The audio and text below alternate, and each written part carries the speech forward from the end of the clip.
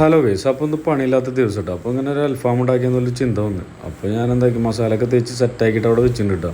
അപ്പോൾ നമ്മളെ ഐറ്റംസ് ഇതാണ് വരുന്നത്. ഈ പാത്രത്തിലാണ് ഉണ്ടാക്കാൻ പോകുന്നത്. സംഭവം നല്ലൊരു പാത്രമായിരുന്നു, അതുകൊണ്ട് അലമ്പാക്കി കൊടുത്ത്. അപ്പോൾ അതിൽ വെണ്ണൂറ് ഇട്ടുള്ള എന്തിനാണെന്ന് വെച്ചാൽ നമുക്ക് അതിൻ്റെ ചൂട് ഭയങ്കരമായിട്ട് നിൽക്കാൻ വേണ്ടിയിട്ടാണ്. ഇനിയിപ്പോൾ കനലൊക്കെ ഇട്ടൊന്ന് തീ പിടിപ്പിക്കുക. സംഭവം കുറേ നേരത്തെ പരിശ്രമത്തിനൊടുവിൽ തീ പിടിച്ച് സെറ്റായിട്ടുണ്ട് കേട്ടോ. ഇനിയിപ്പോൾ നല്ല കനലാക്കി എടുത്തതിൻ്റെ ശേഷം നമുക്ക് എന്താക്കുക, പരിപാടി സ്റ്റാർട്ട് ചെയ്യാം. സംഭവം കല്ല് വെച്ച് കൊടുത്തുള്ള എന്തിനാണെന്ന് വെച്ചാൽ ടൈൽ നമുക്ക് ചൂട് ഇറങ്ങാണ്ടിരിക്കാൻ വേണ്ടിയിട്ടുണ്ടാവും, ഒരു സേഫ്റ്റിക്ക് വേണ്ടിയിട്ട് വെറുതെ. അങ്ങനെ ഐശ്വര്യമായിട്ട് നമ്മൾ ഫസ്റ്റത്തെ ട്രിപ്പ് വെച്ചിട്ടുണ്ടോ. കാരണം 2 മിനിറ്റ് കൂടുമ്പോൾ അത് അങ്ങോട്ട് കൊണ്ട് മറിച്ച് വെക്കണം, ഇല്ലാന്നുണ്ടെങ്കിൽ പണി പാളും.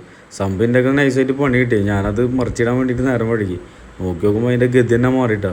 ഇതാണ് അവസ്ഥ അതിൻ്റെ. കരിഞ്ഞൊരു വിധയത് ഒരു രക്ഷയല്ല. ഞാനത് വീട്ടുകാരുടെ മുന്നിൽ മസാല കരിഞ്ഞാന്നിട്ട് പിടിച്ചിരുന്നു, അല്ലാണ്ട് രക്ഷയല്ല. കാരണം മെയിൻ കളിക്കാൻ വേണ്ടി നിന്നാണ് ഞാൻ. അങ്ങനെ ഇതിപ്പോൾ പണി പാളിയെന്ന് മനസ്സിലായപ്പോൾ നൈസായിട്ട് അത് അവിടെ വെച്ചിട്ട് സംഭവം അടുത്ത ട്രിപ്പ് കയറ്റിയിട്ടാണ്. സംഭവം ഇങ്ങനെ കിട്ടിയത് വലിയ കുഴപ്പമില്ല, എന്നാലും കരിഞ്ഞിട്ടുണ്ട്. ഇപ്പോൾ കഴിച്ചു നോക്കിയാലേ അറിയാൻ പറ്റുള്ളൂ. അങ്ങനെ നമ്മൾ രണ്ടാമത്തെ ട്രിപ്പ് കയറ്റി. ഇനിയിപ്പോൾ തെറ്റ് പറ്റരുത് എന്നുള്ളതിൽ ഭയങ്കര ശ്രദ്ധയോടെയാണ് ഞാൻ നിൽക്കുന്നത്. സംഭവം പുറത്ത് മഴ കൊണ്ടുണ്ടെങ്കിൽ പ്രത്യേക വൈബ് തന്നെയായിരുന്നു കേട്ടോ. കരിഞ്ഞ അൽഫാമും മഴയും എൻ്റെ മോനെ വേറെ വൈബ് തന്നെയാണ്.